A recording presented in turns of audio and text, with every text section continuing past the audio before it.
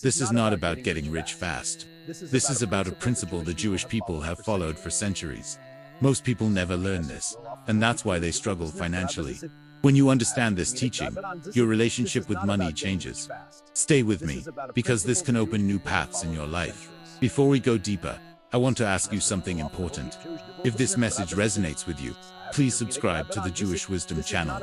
Your support allows us to continue bringing these ancient teachings to light.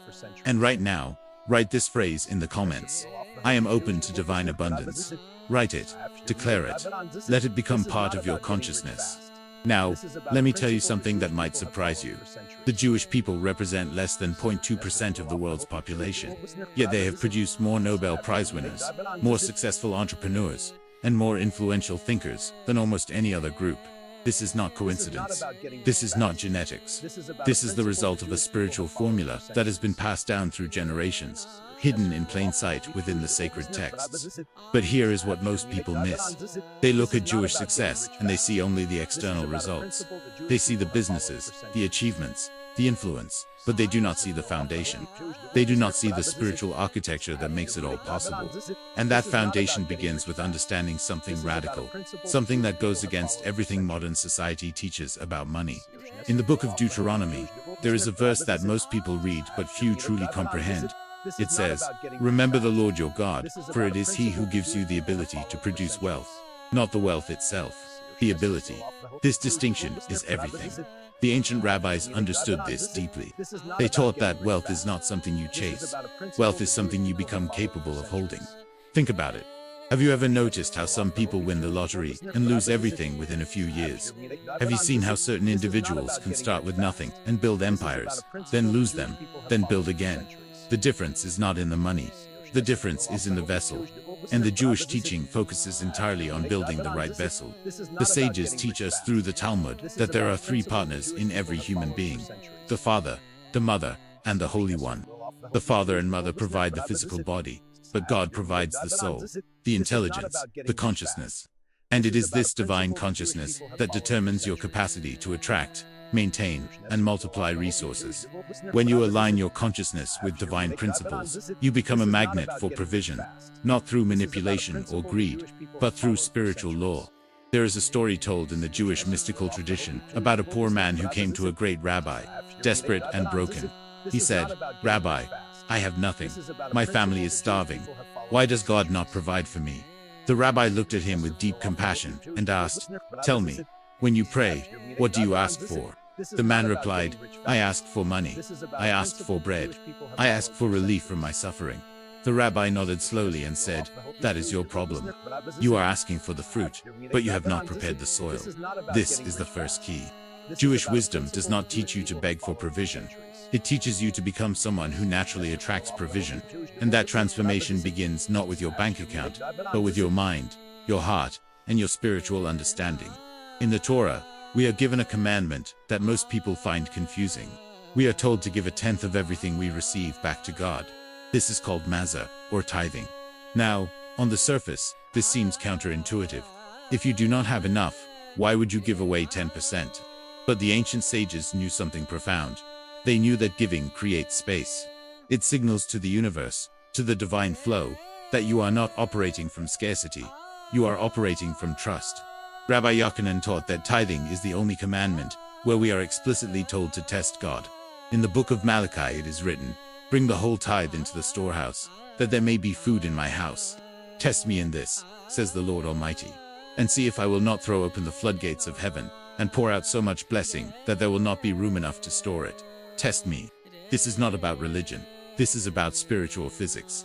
When you give first, before you pay your bills, before you satisfy your own needs, you are making a declaration.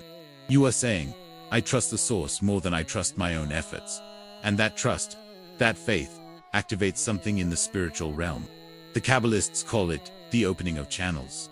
When you give, you create a flow. And what flows out must flow back in, multiplied. But here is what most people do not understand. This is not magic. This is not a formula where you give $10 and expect 100 back tomorrow. This is about rewiring your consciousness. This is about breaking the spirit of poverty that tells you to hoard, to grip tightly, to fear lack. The Jewish people learned thousands of years ago that the tight fist receives nothing. The open hand receives everything.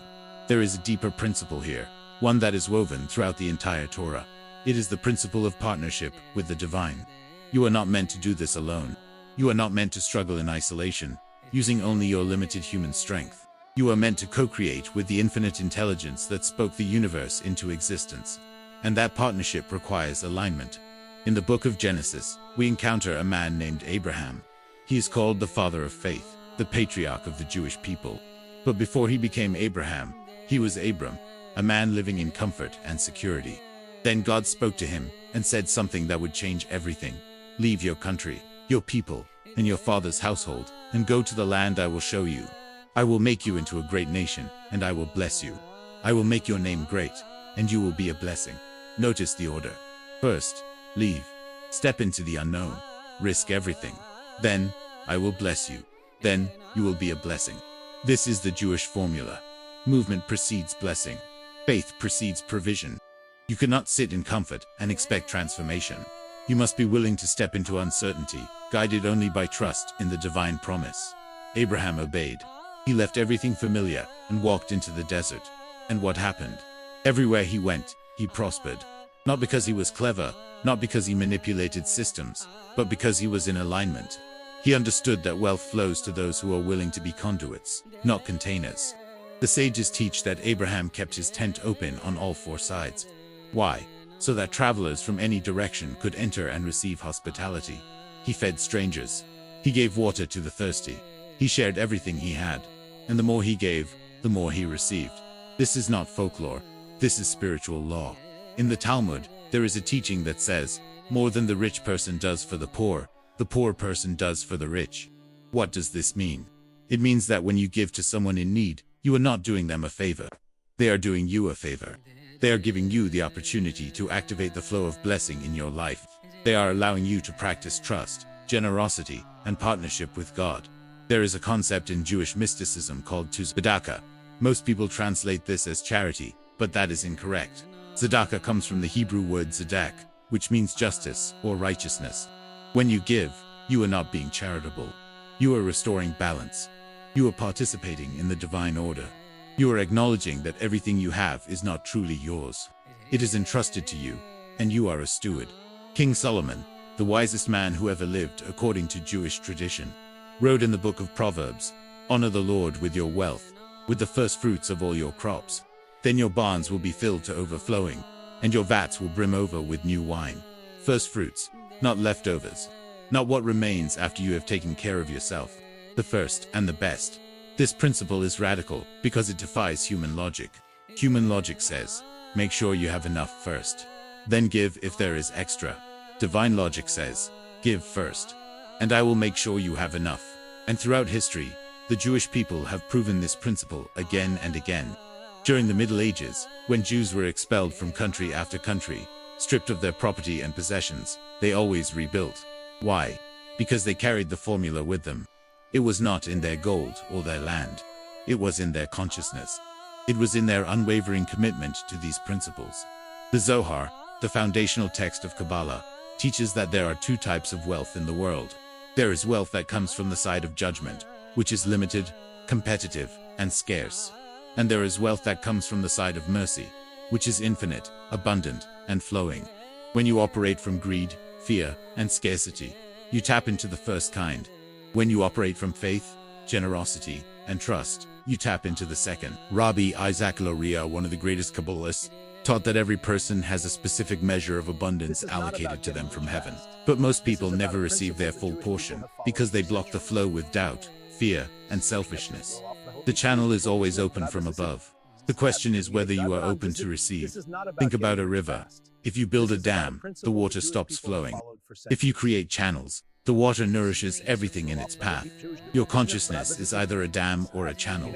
And the Jewish teaching shows you how to become a channel. So how do you apply this in your daily life?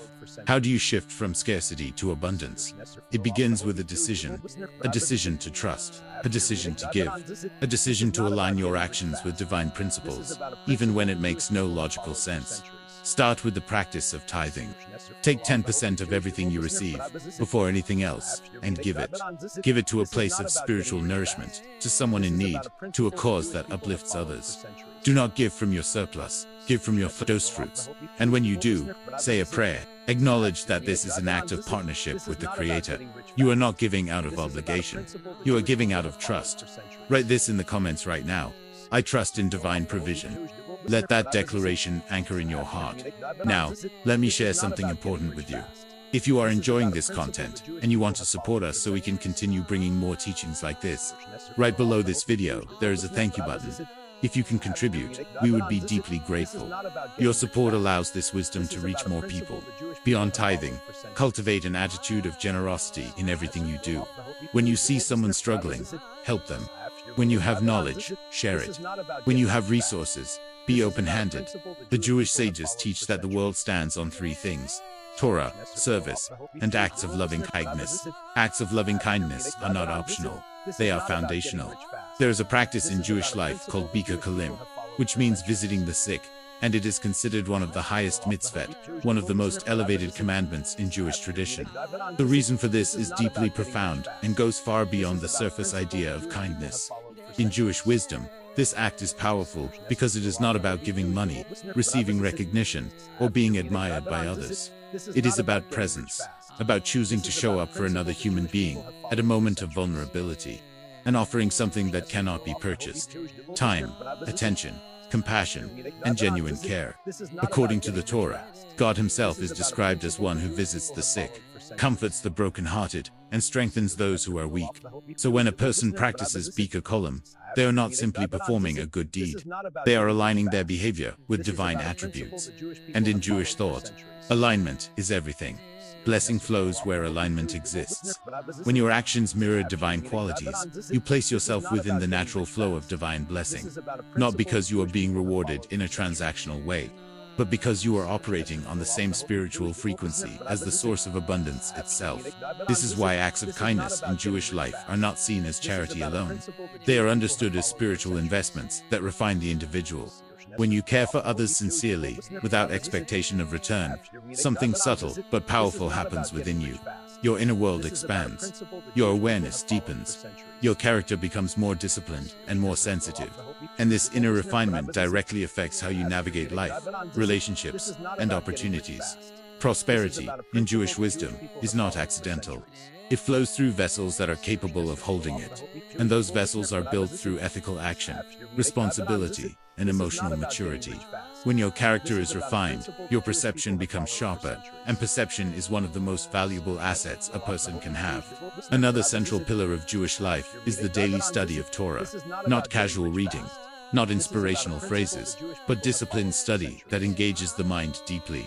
Studying Torah means questioning, analyzing, debating, and seeking understanding beneath the surface. This is why Jewish study has always been interactive and dynamic. It is meant to sharpen the intellect, strengthen reasoning, and train the mind to think in layers. The Jewish people are often called the people of the book, not because they simply read texts, but because they built an entire culture around learning, wisdom, and intellectual discipline. Knowledge is not treated as optional. It is treated as essential for survival and success. And here is the connection many people overlook. A mind trained in wisdom does not function like the average mind. It learns to recognize patterns, anticipate consequences, and make decisions with long-term awareness, rather than short-term emotion. When a person studies consistently, their thinking becomes clearer, their judgment more balanced, and their reactions more controlled. These qualities have very real financial implications. A person who thinks clearly avoids unnecessary risks. A person who understands complexity makes better strategic choices. A person who values wisdom over impulse naturally attracts better opportunities, stronger partnerships, and more sustainable success. In Jewish tradition, wealth and wisdom are inseparable. One ancient teaching states that without wisdom, there can be no wealth, and without wealth, wisdom cannot be sustained. This reflects a deep understanding of reality. Wealth is not merely money. It is the result of aligned thinking, disciplined action, ethical conduct, and the ability to see value where others do not. When you fill your mind with divine truth and structured wisdom, your perception changes. You begin to notice opportunities others overlook. You connect ideas others never connect. You approach challenges with clarity instead of fear. This is not mysticism, and it is not superstition. It is practical spiritual intelligence, the understanding that inner alignment shapes outer results, and that prosperity begins long before money ever appears. Rabbi Akiva, one of the greatest sages, started as an illiterate shepherd. At the age of 40, he began to study Torah.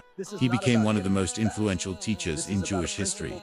His students asked him, "How did you achieve such greatness?"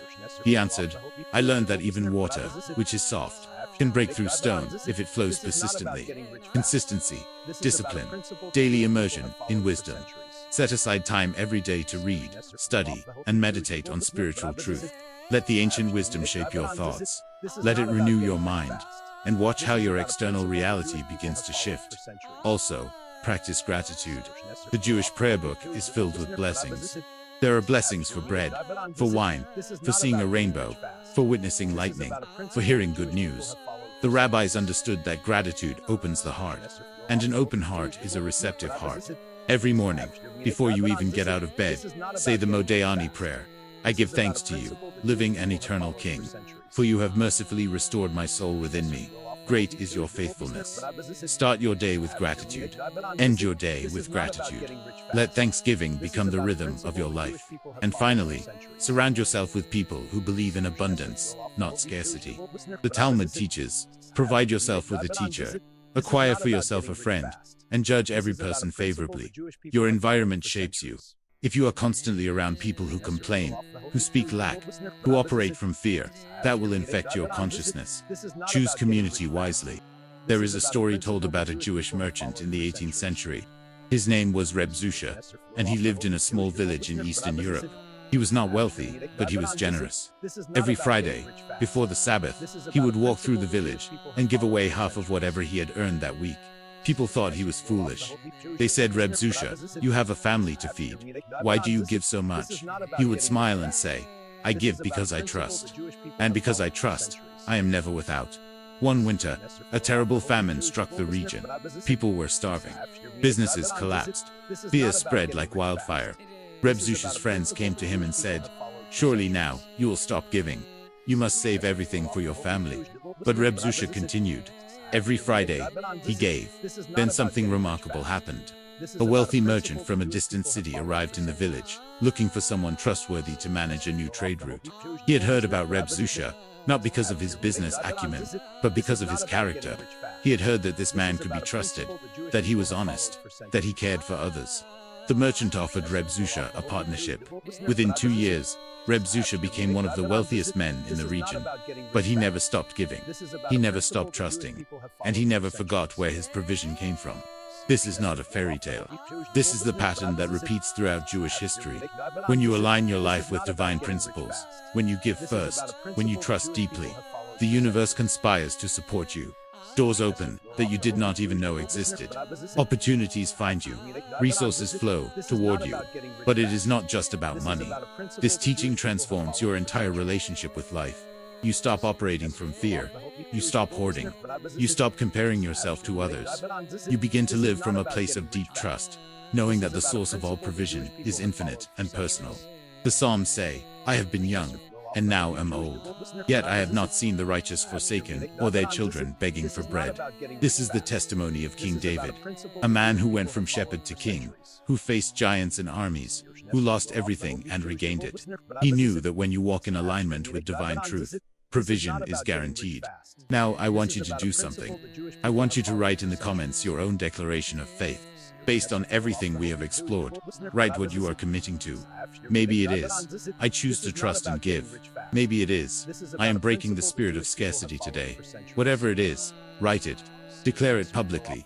Let your words create accountability and intention. This teaching is not theory. This is lived experience, passed down through thousands of years. The Jewish people have survived every attempt to destroy them. They have thrived in every culture, every economy, every era. And the secret has always been the same. Trust in the eternal source. Give generously, live wisely, and align your life with spiritual truth. As we close this journey together, I want you to understand something vital. You are not learning this by accident. You are here because something inside you is ready to shift. You are ready to step out of the old patterns of struggle, lack, and fear.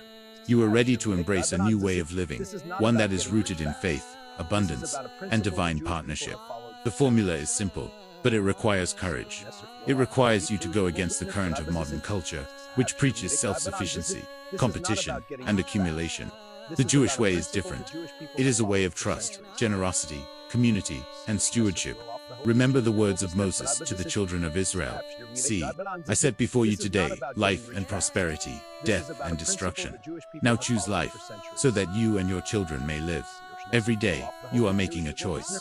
Every decision about money, about giving, about trust, is a vote for the kind of life you will experience. If you are resonating with this message, if this teaching is stirring something deep within you, I want to offer you something. We have created an ebook called Jewish Prosperity Abundance. It goes even deeper into these ancient principles, with practical steps, prayers, and meditations that you can apply immediately. The link is in the description of this video, or you will find it in the first pinned comment. This resource will become a guide for your journey into financial and spiritual transformation. But more than any book, more than any teaching, what matters is your decision. Will you trust? Will you give? Will you align your life with the eternal principles that have sustained the Jewish people for millennia? I leave you with a final word from the prophet Isaiah, a message that has echoed through generations and carries a promise that is as alive today as it was when it was first spoken. The prophet declares that when a person spends themselves on behalf of the hungry, when they choose to see the suffering of others and respond with compassion and responsibility, something profound is activated in the spiritual order of life. It is not merely an act of kindness. It is a realignment of purpose. Isaiah tells us that when you satisfy the needs of the oppressed, your light will rise in the darkness, and your night will become like the noonday. This is not poetic exaggeration. It is a spiritual law.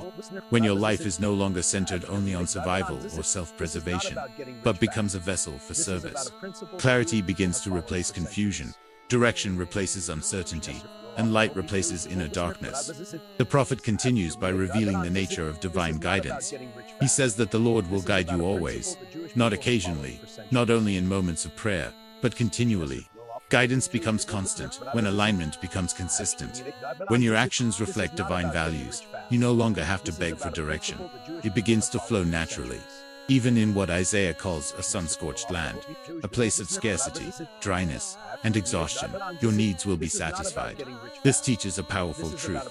Provision is not dependent on external conditions, but on internal alignment. While others may be overwhelmed by lack, fear, or instability, the aligned person remains sustained, strengthened, and supported. Isaiah describes such a person as being like a well-watered garden, like a spring whose waters never fail. This image is intentional. A garden does not struggle to produce fruit when it is properly nourished. It simply does what it was designed to do. In the same way, when your inner life is connected to divine truth, provision flows naturally through you. You become a source, not a reservoir. You give, and yet you are never depleted. You serve, and yet you are continually renewed. This is the paradox of divine abundance. The more aligned you are with purpose, the more effortlessly provision follows. This is the promise. Not a promise of ease, but a promise of sustenance. Not a promise that challenges will disappear, but that you will not be broken by them. This is the inheritance made available to every person willing to walk in alignment, wisdom, and compassion. It is not reserved for a select few.